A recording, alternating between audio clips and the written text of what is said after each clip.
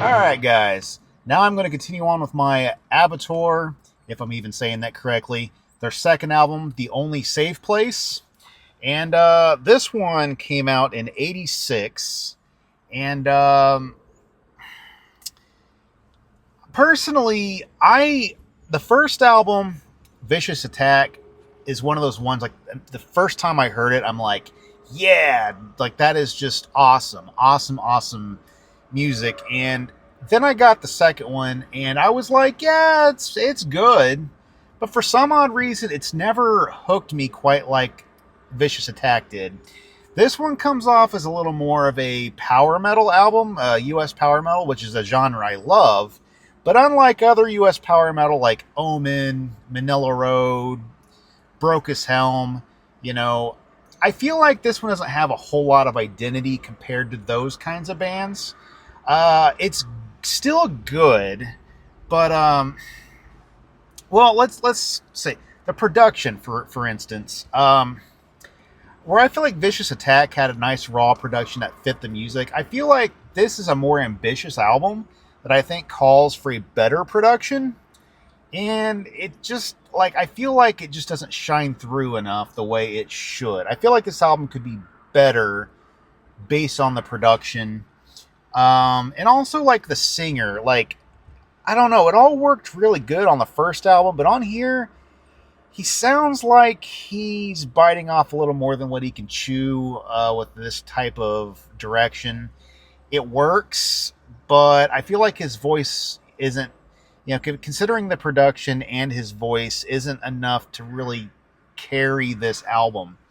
I do think it's good. I think the musicianship's solid. I think, there's really nothing majorly wrong with it.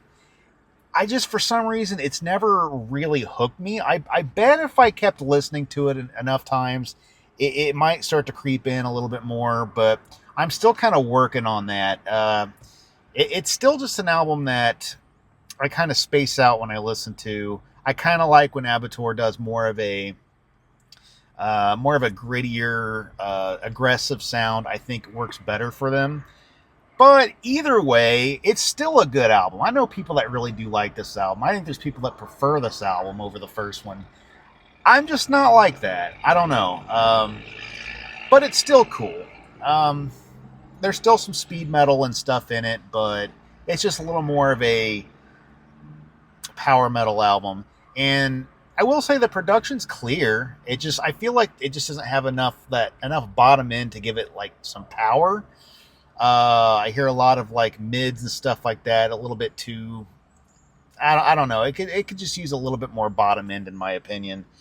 On Metal Archives, it actually gets 72%, which, to be honest with you, I think that's kind of fair. I think I would kind of give it something like that, maybe like a 72 or 75 at the most, for me.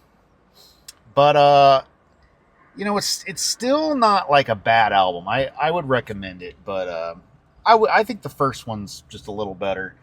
Let's see, here's my pressing.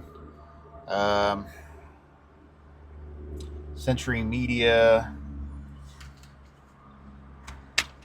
Oh, well, gotta love when the CD comes off of the hinges are broke. Happening in real time, people. Okay. So there's the inside. Pretty cool. I'm gonna have to swap out the CD case. Man, I got a lot of CD cases. Don't you just hate when CD cases do this? And I got a lot of them like that. But yeah. Anyway, one of these days I'll say I don't really need donations, but if you want to donate CD cases, I will take them. It's never gonna have enough. But that's all I really got to say about this album. So if you like this video, like, subscribe. Till next time, stay metal.